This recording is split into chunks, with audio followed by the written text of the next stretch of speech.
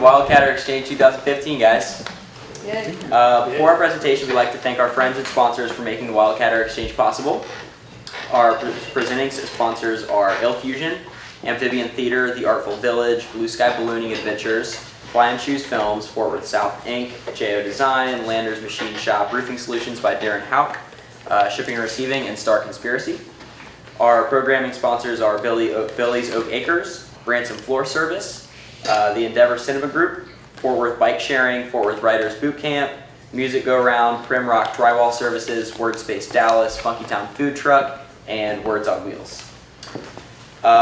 Today we have the Cesar Chavez Committee Presents. Cesar Chavez remembered with Richard Gonzalez, Jesus Manuel, and Mena Garza. Jesus Manuel Mena Garza. That's a wonderful thing. I'm sorry. Jesus Manuel Mena Garza. Okay. Perfecto. Dr. Anne Marie Leimer, Professor of Art and author, is an Associate Professor of Art at Midwestern State University and serves as chair of the Juanita and Ralph Harvey School of Visual Arts. Leimer completed her graduate studies in Latin American art history at the University of Texas at Austin, where she specialized in contemporary Chicana and Chicano art. Her publications include the essays on the photographic work of Delilah Montoya, Kathy Vargas, Laura Aguilar, and Maya Gored, as well as other Latina and Latino artists. She is the treasurer for the National Association for Chicana and Chicano Studies. Richard Gonzalez, former Fort Worth Star-Telegram columnist and activist, an Army veteran, social worker, and marathon runner, Gonzalez has published 2 short stories, hundreds of op-ed pieces for the Fort Worth Star-Telegram, and other print and internet news outlets. He has written grants for Tarrant County Juvenile Services. He is a member of the League of United Latin American Citizens, Fort Worth Writers, and Cesar Chavez Committee. Jesus Manuel Mena Garza, photographer and lecturer.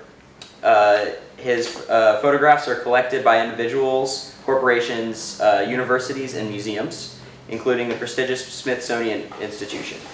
From the beginning for the San Jose Museum of Art in 1974 to the present for Friends of the National Museum of the American Latino in Washington, D.C., Garza has been asked to lecture about and exhibit his documentary photographs. Recent venues include Denton, Texas, Bordeaux, France, and Mexico City. Without further ado. Thank you so much for that wonderful introduction.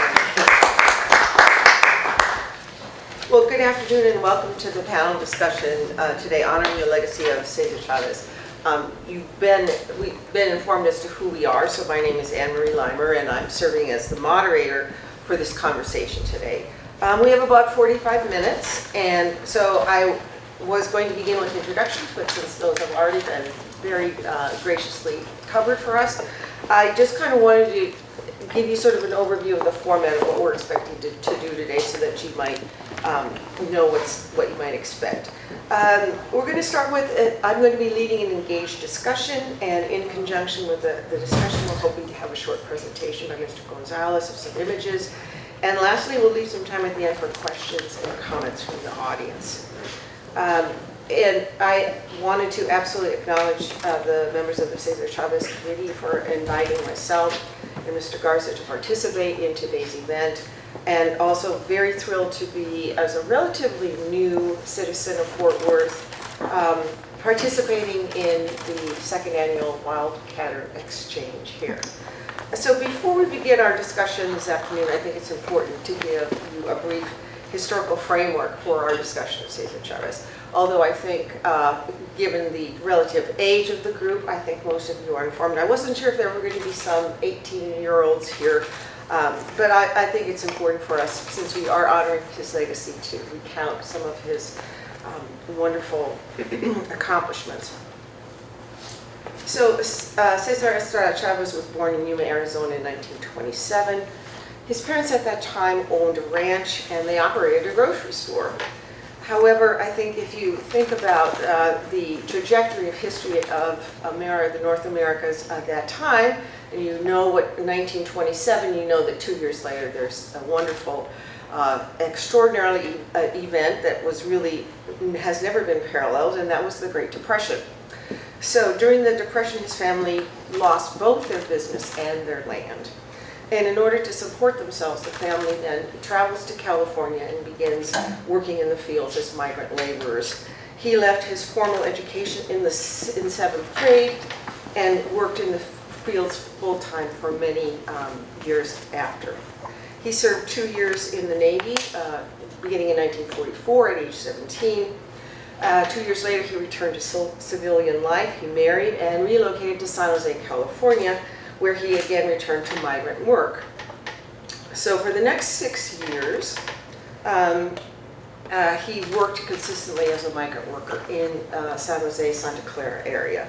He left the fields in 1952 to work for CSO, which is really where he gets his first activist community organizing training. So the CSO stands for Community Service Organization. This was a particular group that advocated for social justice for Mexican Americans. He worked for this organization for 10 years, lectured regionally, locally, nationally, and really brought the plight of the kinds of access to education, healthcare, housing that were really lacking for Mexican Americans at that time. Now, in 1962, he begins really his much more dedicated work, which founds really the foundation of the work that he did for the farm workers when he co-founded the United Farm Workers Union with Dolores Huerta. This was a big step forward. 4 years later, he called for a strike against growers and conducted the first march from Delano to Sacramento, California, to draw attention to the working conditions of farm workers. A series of boycotts began, including table grapes, the Coors beer boycott, and several other products where there was a disproportionate imbalance of power between worker and grower. The strike took 5 years, and this was really something unprecedented, I think, really in the history of American political struggle. And at the end of the strike, there were signed contracts that were executed between the union, the Farm Workers Union, and various growers. Then, of course, for the rest of his life, he travels nationally and internationally and works to further any number of aspects of the farm worker cause. And one of the great achievements of Cesar Chavez's life was that there was an important piece of legislation called the California Agricultural Labor Relations Act. And what happened as a result of this act was that the farm workers gained access to collective bargaining for the first time. So they began to have an increasingly more powerful voice and control over their own working conditions. So that's just a brief synopsis. He died of natural causes really relatively early in 1993, but his legacy really goes on, and that's really what we're here today to celebrate. So I thought I would start today by, since you've kind of got a sense of some of the highlights of Cesar Chavez's life, to really draw out the kinds of contributions and the ways that Cesar Chavez and his legacy has been contributed to or shaped the two people that are with me here on the panel today. So I'm going to turn first to Mr. Gonzalez, and I'm going to ask him in terms of Fort Worth as a region, or North Texas as a region, and the history and politics here. What do you see as the regional legacy of Cesar Chavez here?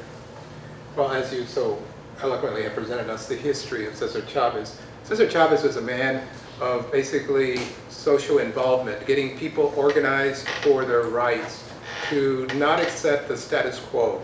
He was a man of activism, but he was also a man of nonviolence. He had studied Gandhi and he had studied Martin Luther King's tactics back in the 60s and 70s, and he said that really is the way to make social change, effective, long-lasting social change.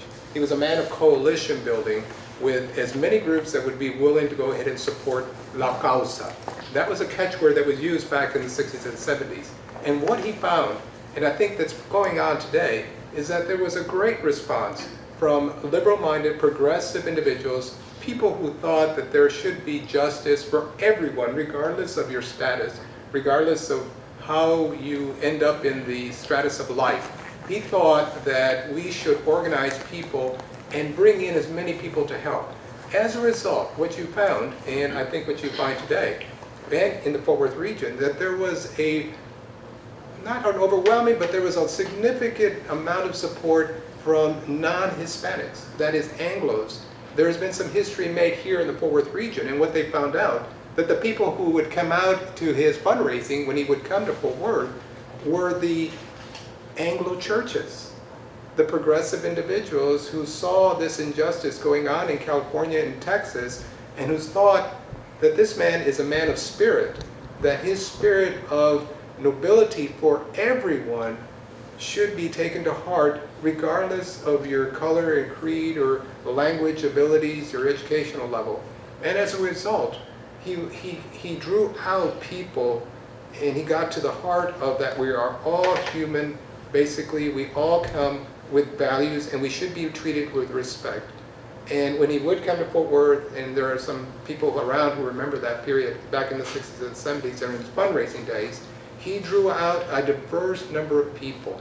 And I think what he meant to do that is that we should build coalitions because we have common cause. It's not a matter of we're just going to support Latino issues, but really our issues are your issues, and that is issues of humanity, issues of justice. As some philosophers have said, you know, if you don't take care of us, then who's going to take care of you when it's your turn to suffer oppression? We should not look away when we see it. Any injustice is injustice for all. And his legacy is that we should work as a people together, not basically polarize ourselves, but work together regardless of what we look like or how we talk or how we dress. We are basically deep down human beings that we should cherish that humanity. That's his legacy, and that's the legacy that he brought to this area. Thank you. Mr. Garza, you've spent several decades in California and have also lived in Texas now for over a decade. Can you give your view on Chavez's contributions to social justice for Chicanas and Chicanos based on your experience in California? One thing you know as a Chicano, especially my parents who were born in South Texas and Crystal City, Texas, is the farm worker experience. A lot of people, Chicanos, the concept of working in the field, the concept of the pain and struggle and abject indifference by the owners of those lands, orchards, fields. It's not abstract. It's not abstract. It's not esoteric. It's not something that you, oh my God, that's terrible. You actually live it. So my parents were campesinos. They traveled from Crystal City when it warmed up north and picked up the crops up there, and then came back every year, just like people do today. If you go to Crystal, Texas, a lot of people that live down there. There's very affordable houses down there. They get their little truck and go work in the fields. So my parents eventually, in the late 40s, decided to move to California because my uncle lived down there. He liked it. And he became a carpenter. And my whole family, the Minores, the Garzas, and some other moved to California. It was called the Texas diaspora. A lot of Texans. They had Texas clubs down there. The Del Rio Club, the San Antonio Club. Basically, a lot of Latinos moved down there. So, what Cesar Chavez was struggling and talking about, again, was, hit you in the heart, hit you in the soul, hit you in your musculature, because you experienced what he was talking about. You experienced what the campesinos were doing. And a lot of students I went to school with at San Jose State University came from those communities. Pixley, Selma, Fresno, Modesto, list goes on, Parlier, and they're all children of farm workers. So when they came to San Jose State and worked with the United Farm Workers Union Support Committee, what are they going to do? They're going to join the country club? I don't think so. They're going to join the United Farm Workers Support Committee. They're going to protest unfair conditions in the fields. They're going to protest, wages should be, they should have the opportunity to organize a union, have toilets, not have pesticides, everywhere. I remember when I used to work in the fields in San Jose, and I worked in the fields when I was in college too. you get a leaf on you. It was so full of pesticides. It was glistening and it was sparkling, and you'd have to rip it off like a Band-Aid. That's how much pesticides were on these things. So you always wonder why a lot of my friends now in the 50s and 60s are passing away from cancer. You wonder why. But there's reasons for that. In San Jose, California, was the Community Service Organization. That's where Cesar Chavez started. He started at the Community Service Organization. So you saw him all the time. I saw him all the time. I photographed him all the time. I talked to him all the time. A lot of people in San Jose did that all the time. Teatro Campesino, the artistic wing, per se, of the United Farm Workers, Luis Valdez lived on 19th Street. Teatro Campesino was on 13th Street. I lived on 12th Street. I would walk a few blocks. There'd be Luis Valdez smoking a cigar, commanding the teatro troops, which he was very good at, by the way. So, it's, again, just to summarize what I'm talking about in regards to me and my people, my familia, is that, again, the concept of trying to obtain human working conditions for Mexicanos, Chicanos, Latinos, wasn't no abstract, esoteric, strange, bizarre concept for Chicanos, because we lived it. It was not, it was important to us. That's why we went door to door. That's why we marched. That's why we struggled. That's why we participated. Also went to school, by the way, a little bit. So I wanted to kind of, She had a question over there. About the theater, Yes. is that too soon to ask? No, you can ask anytime. This is very, The theater aspect of the movement. yes. You were there, so if you could describe it briefly.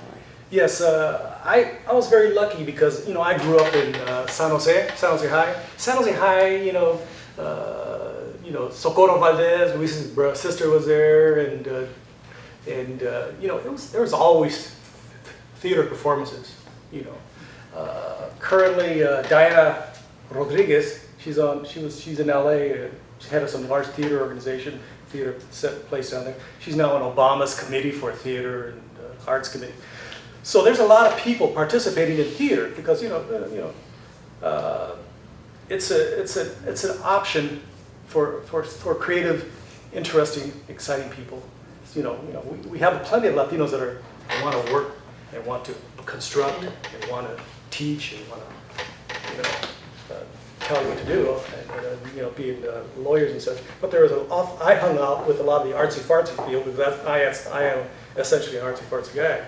So a lot of people that I grew up with, associated with, say, hey, Jesus, let's hang out. We're going to organize a cultural center. And we had a theater. We had a black and white darkroom. We had again, a performance space. And we had a gallery. And we had poetry readings. And, this is in San Jose when it was, 100,000 people. Right now, San Jose had a million people. This is before the advent of the integrated circuit. And Stanford's, down the road there, 40 miles down the road. Influence on the high-tech boom of the region. It was just an agricultural oasis. My parents were still working in the fields. There were orchards everywhere. You go 2 miles that way, 2 miles that way, orchards. So theater was an important method, taken advantage of by Cesar Chavez to promote the agenda of the United Farm Workers. He would drive a truck, flatbed truck, and there they would all just sit there and doing their performances, and they would play the role of the scab, the union organizer, Cesar Chavez, of the owner, or the owner of the property, and they would all be very comical and everybody laugh, and even have little signs to make it very obvious, patron, UFW, so it was very obvious sort of theater, and Luis did a very good job. Yeah, Luis went on to do movies like La Bamba and perform. He has a theater group that performs out and goes to Europe and Japan and such. And then he has a local group. And a lot of my friends that I hang out with still, if I was back in San Jose, they always tell me about their performances. The latest Posada at San Juan Bautista, because that's where the Teatro Campesino is located. They would have performances. They'd have plays. Very religious based. Luis Valdez and along with Cesar Chavez are very Catholic. I'm not, but I grew up a Catholic and an altar boy, but I can relate. But you know, they are very Catholic, and they do a lot of work with the church. So that's my, and of course they all went on different directions and started other theater groups in different communities. This list goes on. You know, professors at UCLA are members of, we're in our theater group, and we teach theater and go and move. You know, you watch Terminator 2 and you see, hey, I know her, she was in Diablo. List, et cetera, et cetera, et cetera. It's crazy. I wanted to kind of tag team some of the early comments that Mr. Garza made before I posed another question to Mr. Gonzalez. And that was that when I was beginning to study the work that came out of the Chicano movement, because at the same time that the Chicano political movement arises in the 1960s, there's also a theater, a music, a literary, fluorescence as well as visual art. So there's a Chicana and Chicano art movement that arises really in tandem with this political movement. And Cesar was wonderful and very skilled at getting young artists involved in the movement. And I want to describe a couple things, a couple of stories that kind of directly relate to this idea of trying to have people who have never maybe gardened or even done any kind of physical labor. I mean, a lot of my students, I talk to them, well, I said, well, do you garden? You know, trying to get them to understand the physicality of what manual labor is like in the hot Texas sun. And there's a number of, I'm going to use 2 examples. And then there's this marvelous painting by Arturo Martinez from 1971. And I want to talk about this, and I'm going to actually demonstrate it, because it's something that I try to explain to my students. One of the great victories that Cesar accomplished was the elimination of the short hoe.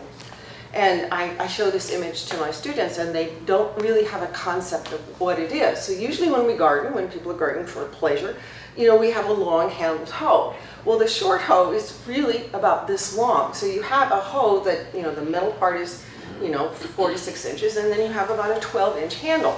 And so the gentleman's, this painting that I'm referring to is this gorgeous Texas sky, you know, just bright sun and beautiful sky, and then there's the field, and the plants are quite small, and obviously he's chopping out any sort of weed. And so you see the man, right, you see this wonderful landscape, and you see the man like this, with the small hoe. And that's his whole day, right, is walking like this, with that hoe, chopping out weeds, et cetera, et cetera, et cetera. And a whole generation of migrant workers before Cesar was able to outlaw this implement were physically, you know, their lives were shortened, they suffered a great deal physically, and they also had permanent damage to their spines as a result of these were some of the working conditions. So that's one of the ways that art can really bring to life human suffering and human triumph as a result of Cesar Chavez. One other example, when Cesar is doing his organizing nationally, traveling to different communities, encouraging people to support the various boycotts, he goes to Michigan and meets this young Latina, Juana Alicia, and she is about 17 years old, and she's an art student at that time. She's working in her high school, you know, printing studio, and she's doing posters, and he said, well, Juana Alicia, why don't you come out to California and do some designs for El Malcriado? El Malcriado was the newspaper, or the sort of the literary or journalistic arm of the movement. And so now, of course, she's very well known as one of the greatest Chicano muralists of the Bay Area. But at that time, she came out and worked for many years with the organization doing graphic design. And I'm going to talk about one mural that she did, which refers back to Mr. Garza's comment about pesticides. And this is a very common occurrence, and you can actually even see it today when many times I've been traveling up the San Joaquin Valley, and I see workers in the fields, and I see the, what's the plane called? Oh, the crop duster. The crop dusting plane flying over fields where people are working, and the pesticides are being put on the fields in your food and in these people's bodies when they're working to gather your food.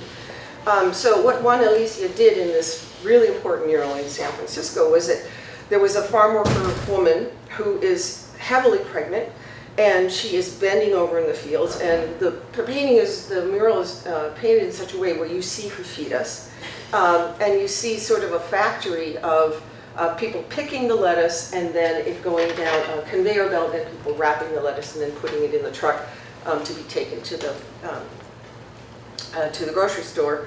And then over all of this, all of the workers in the field and this heavily pregnant woman, you see the crop duster and you see the pesticides infiltrating the child, the unborn child, So it's a very dramatic, very poignant, but a very truthful evocation of what Cesar was working to change. So I'm going to turn the conversation now back over to Mr. Gonzalez and ask you, what are some of the ways that the local community here celebrates the life of Cesar Chavez? That's a very good question.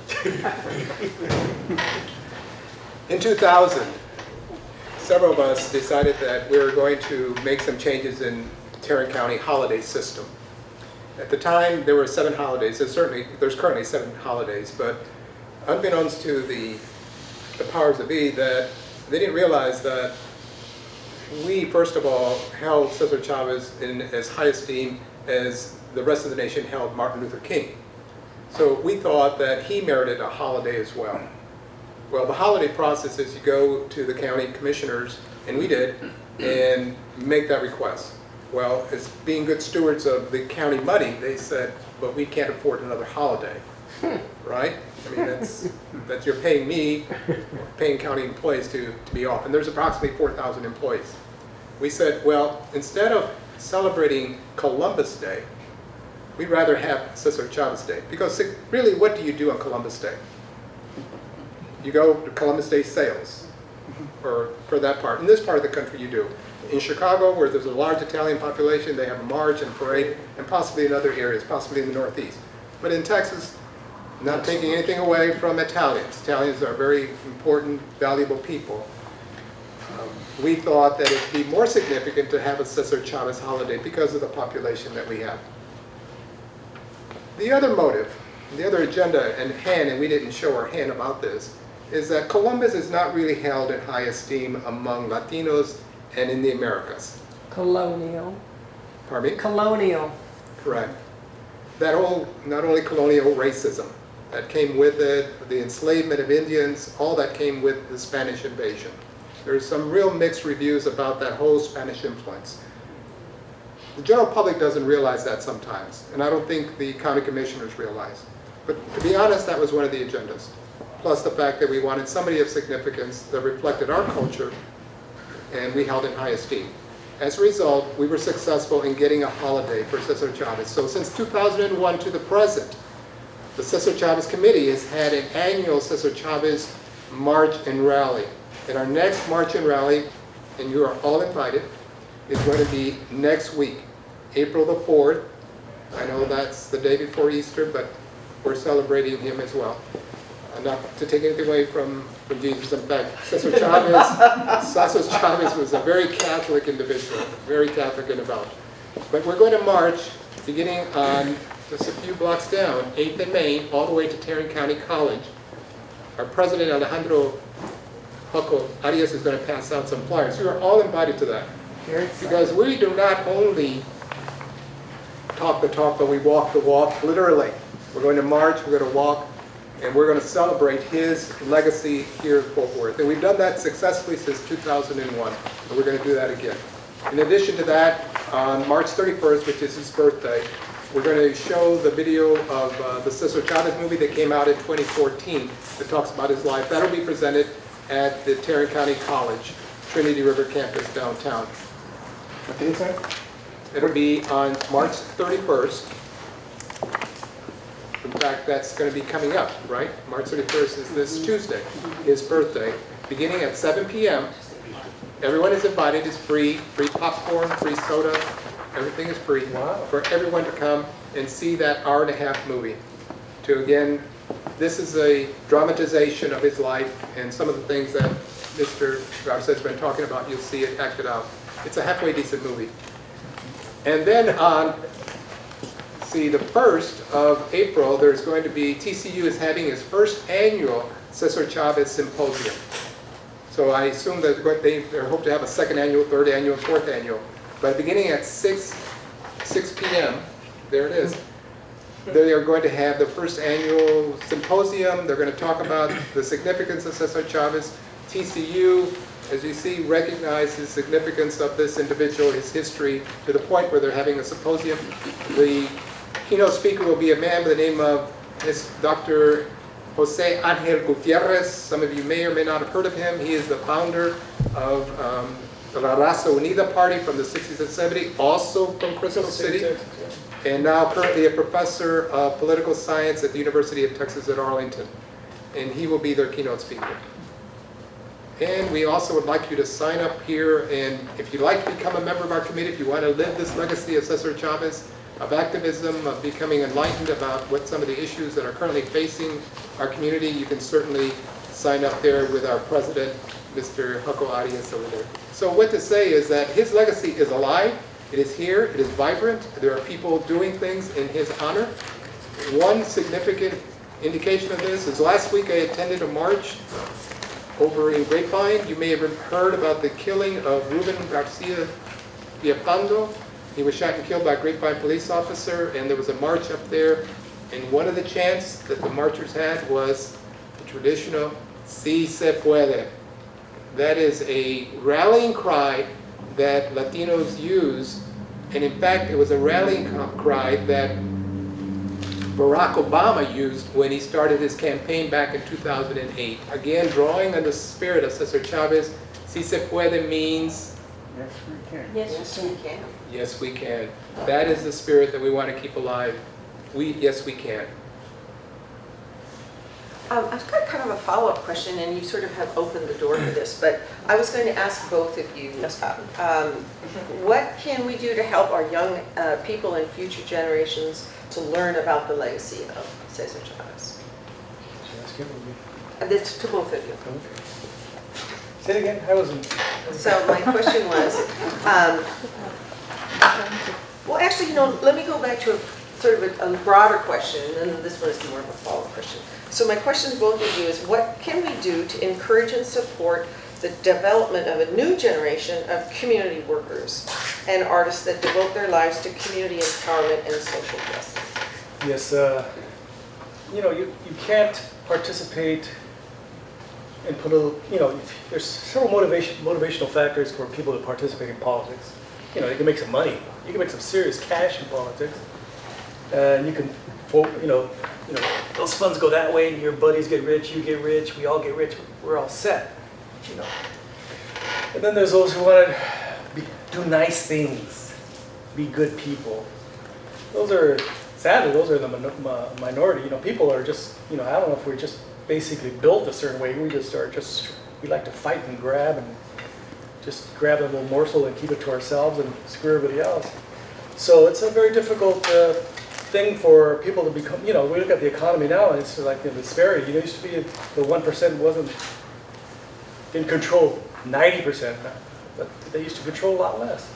But that's the reality we have today. And what can we do to get our young people to develop this idea of a commitment to community, to becoming community workers? Pay them? I'm sure. I don't know what we can do to, you know, encourage them. You know, sometimes it's a revolution takes place and everybody just participates at that time because they've gotten so screwed over that they have to do something. But, you know, as long as you got your Tupperellos and you got your car and you can cruise around, have a couple drinks and, you know, go to your job and make your payday loans, you know, a lot of people are very happy. You know, I can't tell what people, you know, what's going to, you know, how it's going to motivate people.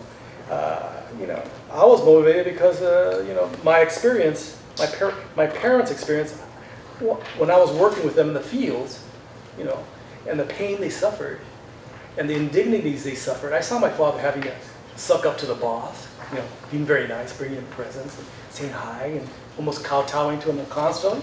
I saw that shit. So, you know, so I understood that. I processed it, and I said, I don't want to be like that. So I became the first person in my family to go to college. Even though everybody in my school said, you shouldn't go to college, you're stupid. Even my father told me not to go to college. He said, you know, just work with us. I said, I'm going to go to college. I'm going to become a crazy artist. What the hell? So that's what I became. So, getting people to participate in the movement, it's you're going to have to become very clear and very obvious of their self-interest, of their need to protect their own job, their income, the fact that they can have a house, that they can have clean water, that they can have clean air, all these little things that, make life wonderful. So, it's being clear and obvious. But we're finding a very difficult fight. These people that don't want clean air, people that don't want to do all the fracking, people that don't want to pay you any money, people that want unions, people want to give all the tax breaks to the rich, people want to tax you, people want you to pay to go on that tollway, people want you to, pay extra to get a health insurance. They could, they got a lot of money. They got all the money. What are you going to do? You can struggle. You can tell a couple people down the street, yeah, we should do this, but they're gonna buy all the networks. They're gonna put all the press. They're gonna have some cute woman with very large breasts say, hey, this is what we should be doing. Some cute guy with a short haircut with a nice suit saying, hey, we got to do this. And that's the reality. It's money versus people, and it's ever since that Supreme Court, you see the corporate power in the United States is even more intense, has a firmer grasp on our very fragile democracy. I sort of wonder. My philosophy is that it's going to get a lot worse before it's a lot better. It's like that person that does a lot of drugs and drink, and finally they reach rock bottom, and finally things change. But for a lot of us that have an education, that we're pretty smart in our classes, we're doing okay. But then I talk to a lot of people that didn't do very good in class and aren't the smartest person in the group, and they're having a hard time. I see them. I look at them and I go, man, that's rough. That is rough. I see them with the kids. I see them, driving that, barely making it to work and having to pay this and pay that. Hard times for some people. And I wonder how hard the times have to get before people and things have to really are going to finally change. So I'm not, as you can say, I'm a little bit of a pessimist. So. Well, at Midwestern State University, one of our core values is social justice. And it's something that we are asked to bring to our teaching, to our either creative production practice or our scholarly practice. And I find that the students don't often know what social justice is. So I have to do, every semester when I meet a new group of them, I need to define what that is. And we also do something called service learning. And I think it's really through service learning that our students get a chance to have a broader understanding of the world and how they can make a difference in their local community. So, that's sort of my 2 cents on how I see my role as promoting the development of community workers, people that really are committed to specific kinds of social justice issues, whether it's access to higher education, adequate health care for women and children, clean water, clean air. So, Mr. Gonzalez, then sort of a two-phase question. What can we do to encourage and support the development of this new generation of people who can care? And what can we do to help young people and future generations learn about the legacy of Cesar Chavez?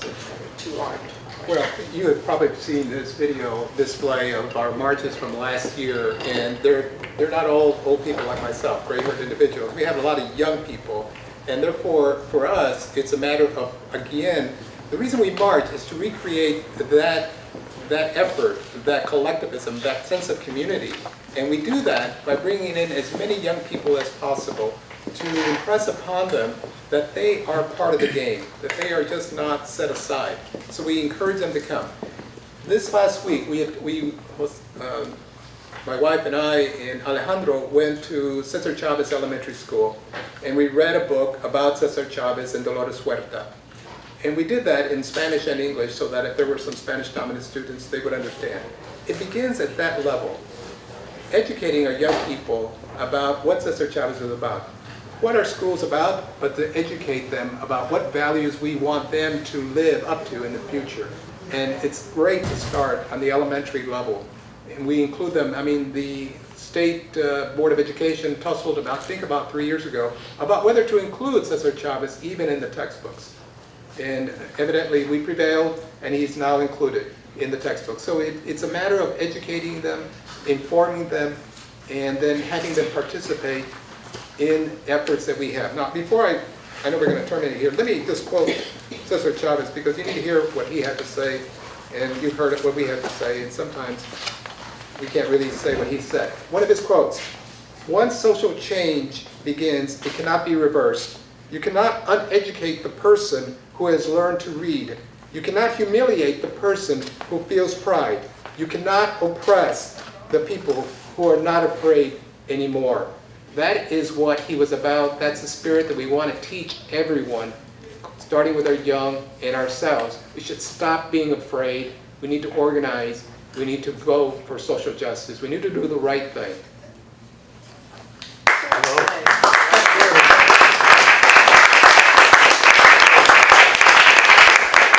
So we have about 10 minutes. I can either pose another question just to both the panelists, or this is an opportunity for all of you. There's a bar right over there, I know. I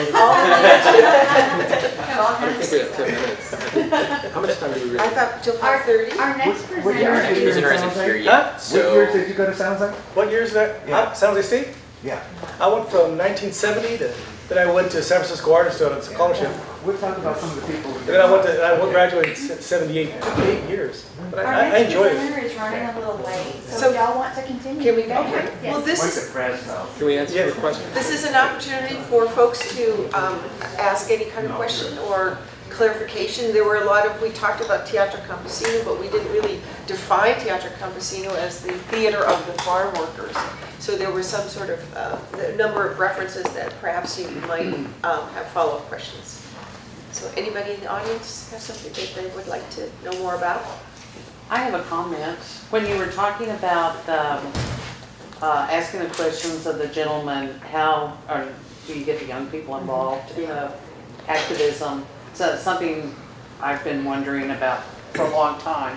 And I have been seeing more and more young people, but since we have 2 young people here, I wondered if either one of them, since they are the young people, might have some idea on what it would take to get the young people involved in the community. Obviously, you are involved, you're here volunteering, but because I'm very curious about that. I don't mean to put you on the spot, but I am.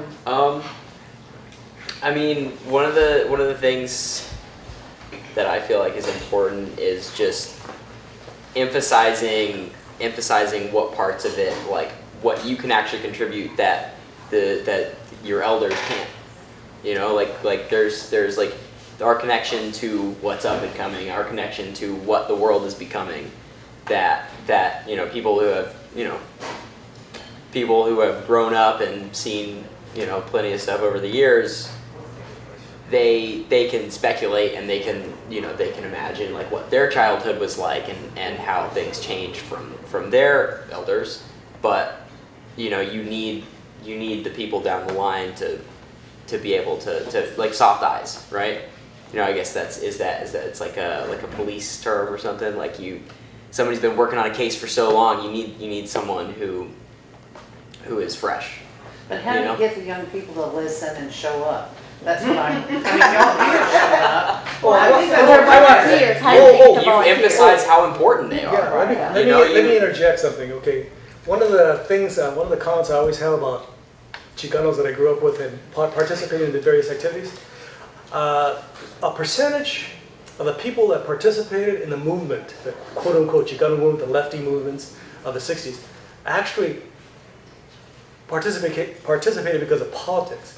But a very large portion of them just participated just to meet girls, meet boys, to have a good time, because that's where the parties were. Like it or not, we had a lot of parties, we had a lot of good times, and people wanted to be part of that. They hung out, they met girls, they met boys. You know, that was in the college, you know. So, you know, but some other people were actually, you know, focused on the politics. You know, we got to get this done. But a lot of people were just having a good time. And so, you know, if you want to organize some political organization here in Fort Worth, have a gathering, have a mix, or have some food, have some cocktails, have a little get together, just have people socialize, and then just to learn and meet people and see, maybe talk about, then you learn who's actually really motivated, and the other people want to just hang out, Yeah, I think the parties look a little different than when you're out. But I think this young man and these young folks could bring that to the organization as to what kind of party would be cool and draw in some That young would people. draw, that is true. That A is- social event, yeah. Yeah. Like I would go to parties at Stanford, they'd be having cocktails and wine. I go to the ones in San Jose State, they'd be doing a lot of different stuff, So. Yeah, free beer for the volunteers doesn't hurt. No, it I certainly think he's Now, doesn't. that doesn't Bruce, change from generation to generation, that remains the same. That's a constant. I feel like most of the people that I went to college with were more in it, like I would ask them, what's your passion? What do you really want to do with your life? Oh, I guess oil, because I can make a lot of money in that. Well, are you passionate about it? No.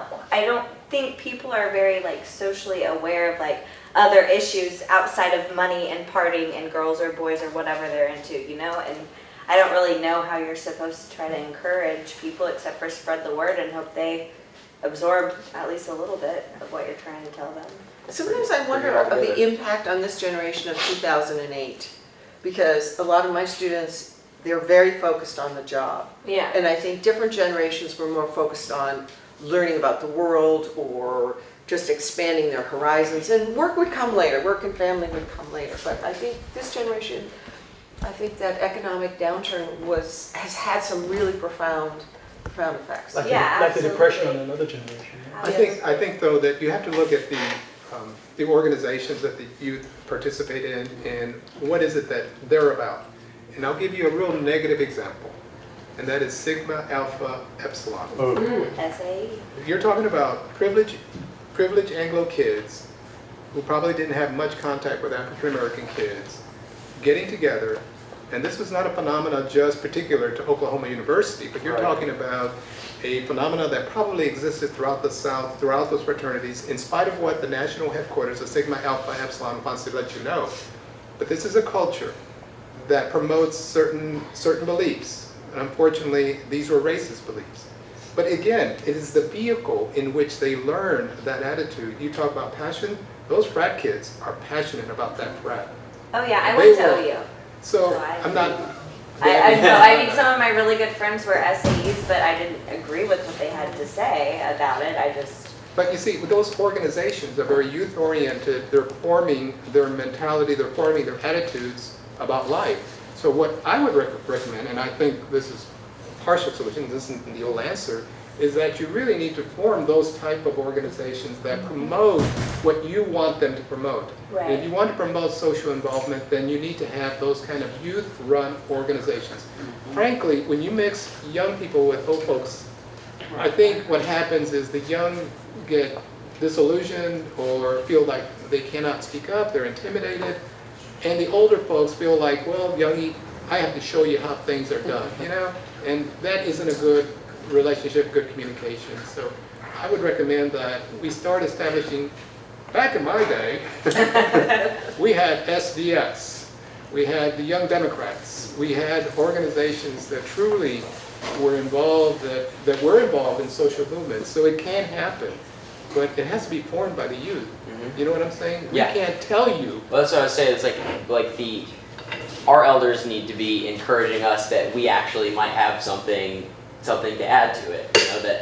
That it's like, as opposed to saying, well, you know how you're supposed to do it. It's like, and that's always, I remember whenever I started, whenever I joined the workforce, it was like, I hated it so much when people came up to me and were like, you got to do it this way.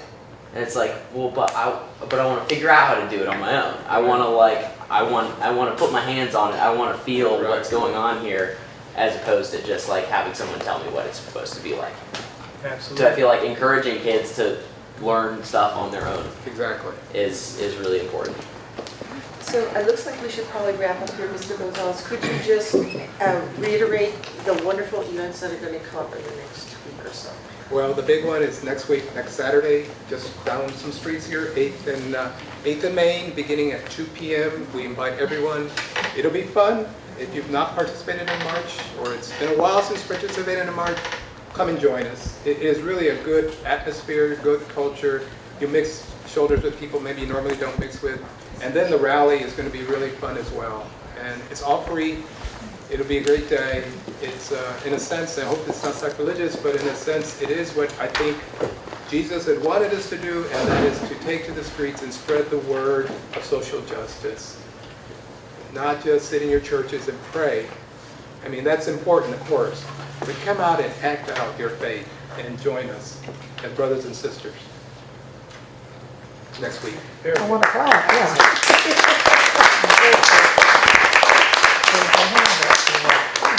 Thank you all very much.